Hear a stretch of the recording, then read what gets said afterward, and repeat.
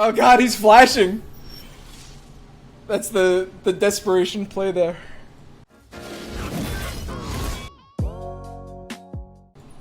Avier. So this is Elise Darius, and we have a hand that's pretty good here. We can't really race them down with pocket aces. I'm not actually 100% sure how to play this matchup. Some hands we can maybe just try to race them down. Mostly against the aggro rule of thumb, you want to play defensively, and that's how I've been doing it. Some of these... You hear that sound? There's some missing like sound effects. I guess that's just the bug that happens sometimes. If I attack with Fizz, some people will rightfully block with Precious Pet there, and it is actually a decent block that I don't really want to give him.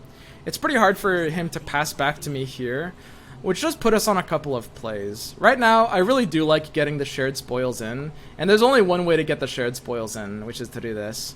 Alternatively, we could do a particularly ballsy Fizz attack and hope that he doesn't block it.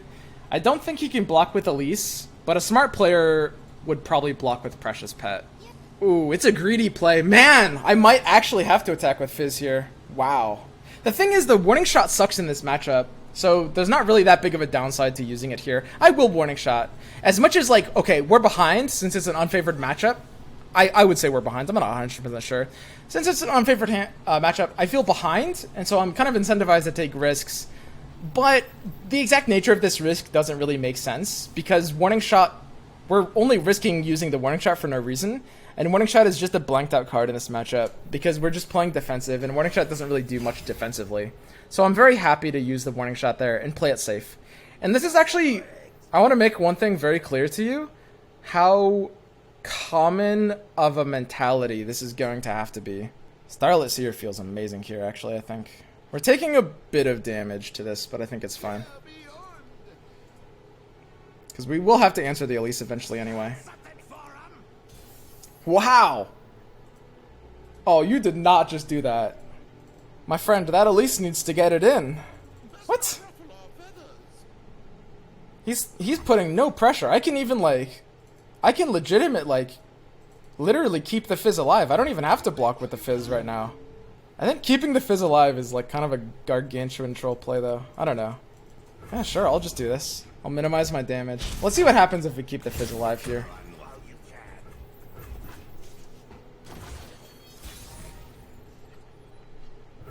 We've got a couple of attacks here, given our tricks. It looks like a dick swing. Wow. I mean, that's a rare, just like, it's a naked dick swing too, because we're not even like playing anything. But it looks correct here. It's like, his blocks are pretty garbage, and I don't mind doing like a Fury if he's gonna like, just exchange one of his units for free. Like, if he goes Pet into Starlit, I mean, I'll Brittle Steal that. If he goes like Elise, I mean, I can Brittle Steal that too. Sweet. So now he goes into this. Now this board state represents something pretty specific, which is if we can damage the Basilisk Rider at all, then suddenly it's Brittle Stealable, and that's really, really valuable. So I think the Make It Rain is just going to be an easy premium play here. We whiffed the Elise, but that's perfectly fine. This is like, arguably actually the best pattern possible, actually. Yeah, I think hitting the Elise is actually bad there. Okay, so that's perfect. And now if we want to, we can pick a card, but we really want to be threatening lethal ranges off of the pick a card, so it's really just a little too early for this. Okay, and that's perfect. So this is just a phenomenally nuts hand, basically. This is just like absolutely insane what just happened here. So let's go ahead and show you guys exactly how this is going to play out. So we've got the 3-card play. We're going to be on a bank full, drawing 4 cards into next turn, representing gigantic odds at lethal. Now, we're going to accomplish that in a pretty easy way, right? We're going to pick a card on the Avalanche. That's going to go ahead and trigger the Starlit Seer, while, you know, level taking the Fizz. We're going to Brittle Steal, the big one, the 6/3 that does have the Overwhelm. That's a very, very easy Brittle Steal. Then we're going to go ahead and Elixir of Iron on, in this case, actually the... Wow, are we keeping Fizz alive here? It looks like we are. There's a lot of draws that we would need to keep Fizz alive, but a buffed Fizz would have to die as well. Now that is an interesting decision. That is an interesting decision, because if we hit like a Fury of the North or a Battle Fury off of this, we'll need to have kept the Fizz alive if we don't hit a second Fizz. If we hit a second Fizz, we actually sort of will have had to have killed the Fizz. Let's go ahead and kill off the Fizz here. So the Fizz will level off of this. That's the last spell. We're banking full off of our draw 4. And we are going to suicide the Fizz. Wait, did I say that backwards? Wasn't I keeping the Fizz alive? Wait, what did I decide to do again? Why am I suiciding the Fizz here?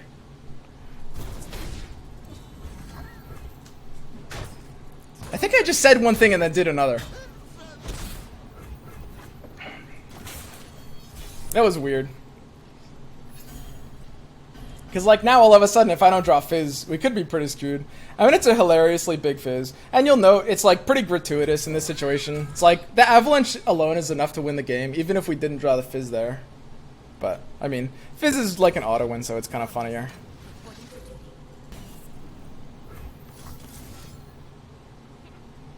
I guess it's technically better to Fury first. I mean, there's no combination of cards that leaves him alive here, but I don't know.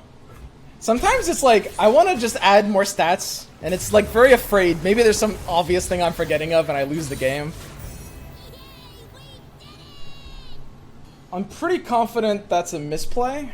I think it's like a really obvious play to keep the Fizz alive, and I said that, and then I traded the Fizz off while I was saying that. I had like a weird brain thing. But whatever, though.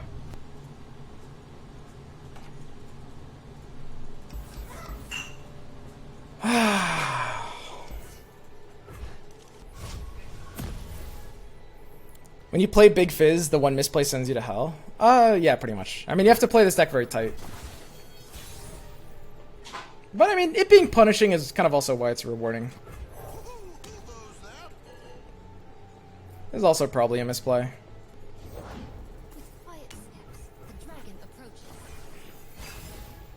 I mean, I shouldn't. There's no reason to play this into a thermo like that. It's just like, it's just pointless. I mean, yeah, it's pretty good. We're just taking less damage. He might not even get an attack. Like, we're clearing off his board, and our top deck is going to be really big. This is a really good start for us. As far as Heimer Vi goes, but, I mean, at the end of the day, if they have Heimer, we're probably fucked. If he takes the attack, that kind of puts him on thermo. I can't block that. I can't really have my thing die, I think. So now this is a bit of an interesting one. I think it's just better for me to parlay it next turn. I'm sometimes giving like twins some value, but most hands actually have a really hard time twinning here. And I don't necessarily want to get shot forced out. Forcing out shots not necessarily bad, but sometimes like tapping out and having them like will you is kind of the game-winning play. So he has twin here if he's thinking about this, I think. It's a hard twin to take. Okay. And I mean, we're never doing anything on that.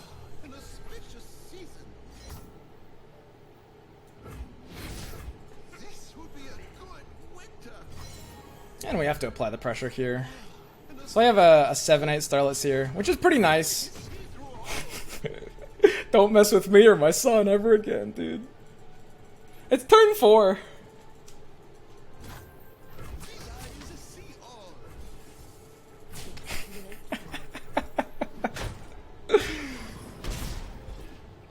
You're still losing, by the way. It's Heimer.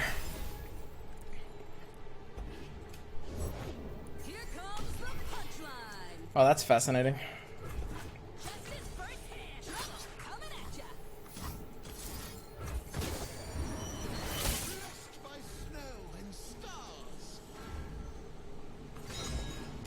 That is fascinating. Okay. That's sometimes you're just good. I guess I'm just warning shotting here. Am I?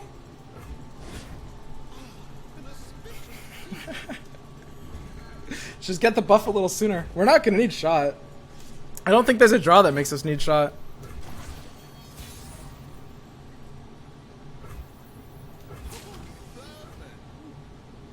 Down to 5. I mean, he has to press a button here, I think. Sometimes his button is Mystic Shot, and sometimes I force that out by doing this afterwards. Man, that is a build. That's a tilting game. I'm not gonna lie. I haven't even drawn Fizz. Oh god, he's flashing. That's the desperation play there. This guy's a god. We lost. Wah.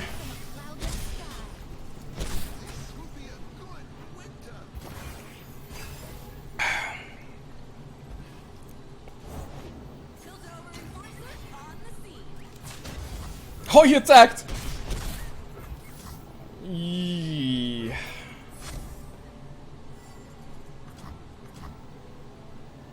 Well, our Fizz is outside of Thermo Beam range. It's outside of Mystic Shot range. So, we do need to draw a spell, but it can be like any spell, unless he's on the double will hands, and then it needs to be a pretty specific spell. Is this spell specific enough? I mean, we're losing to double will, right? Question, do we have to lose to double will? Yes, we do. Ah, god damn it. Why is Will so good, dude? We have no choice but to bend over to his double will hand. It's so sad. We've been so far ahead, and then he fucking flashes into Shadow for a Realm thing, and then he's got the double will hand, because they always do. And we're actually just getting blown out by the actual double will. Okay. Yeah, sure. I mean, that's less tilting, honestly. I'll take that. As long as it's not double will.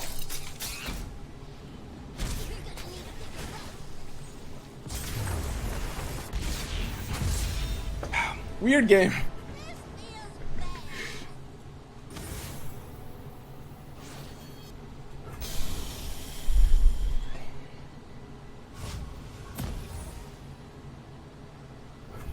Because it doesn't matter what spells we draw there. Like, slow speed or fast speed doesn't really make a difference. I think we can float on the parlay. We have both Make It Rain and Avalanche, and we haven't drawn, like, you know, we don't have Starlight on the board yet. He's not as aggressive of a deck, so I'm pretty happy just, like, taking a bit of a chill pill here.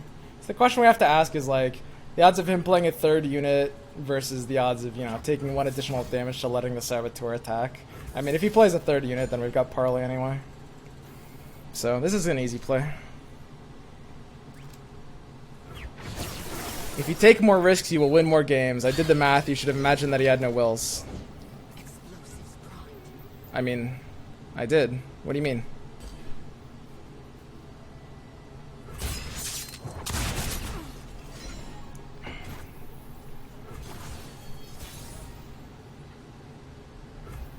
Battle Fury the Starlit Seer. We had 7 mana.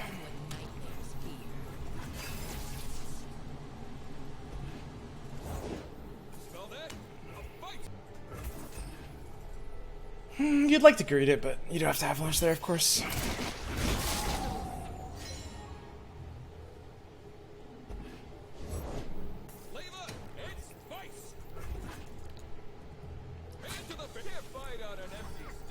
I feel pretty good here. I mean, our hand is pretty terrible, but we hit some good, like, anti-aggro value.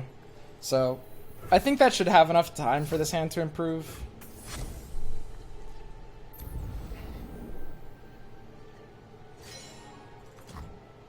Pick a card on defense. Kind of forced into it, right? Yeah, I'll do this. Battle Fury the Fizz and open attack. He was playing like he had no will.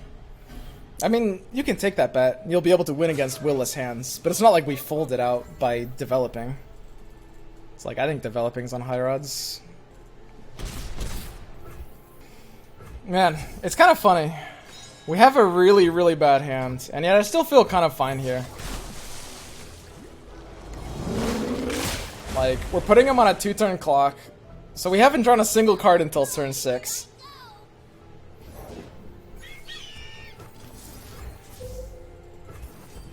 But we're able to put him on a 2-turn clock now, and we have enough reactive plays that, I mean, we should just win.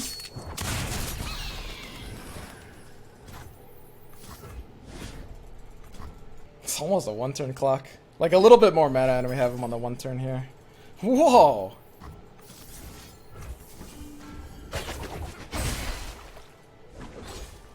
Yeah, so he can't really win anymore.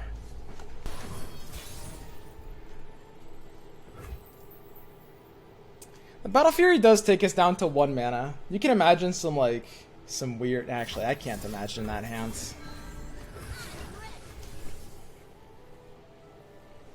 It's an unimaginable hand. I don't know. This is sort of like a trolley play. Like Starlight plus Fury is kind of like the same thing, but better. I'm throwing away a decent chunk of games by doing this. Oh, never mind. He has nothing. So now his scare cards are gonna be Relentless Pursuit kind of stuff, pretty much.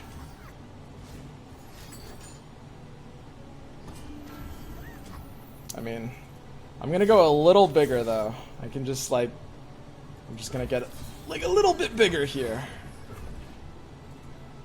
Okay, your turn. Ooh, another might. Okay, I'm gonna go ahead and go just like a little bit bigger here though. Okay, got another one. So this is where he does his second coordinated strike. Watch this.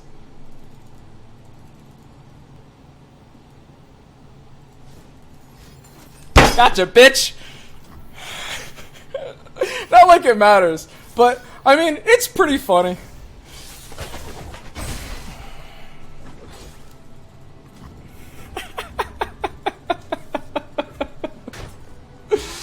Predicted. That's a super readable hand. He used the first strike in an insanely loose way and, like, floated his turn 7. He literally has to be on a second coordinated strike there.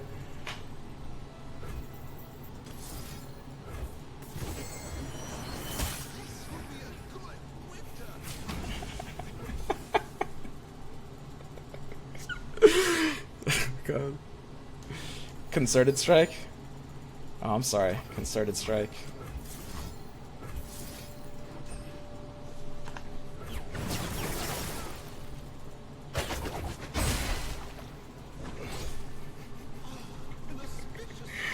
Oh god.